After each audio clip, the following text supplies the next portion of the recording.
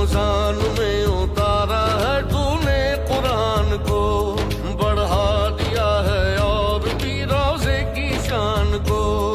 آنسو بھری ہوئی ہے یہ آنکھیں ہماری آج، ہم تو بہت برے ہیں تو رکھنا ہماری لاج۔ اب تو دیکھ لے سجدوں میں رونے والوں کو، کہ تیرے ذکر میں آنکھیں بھگونے والوں کو۔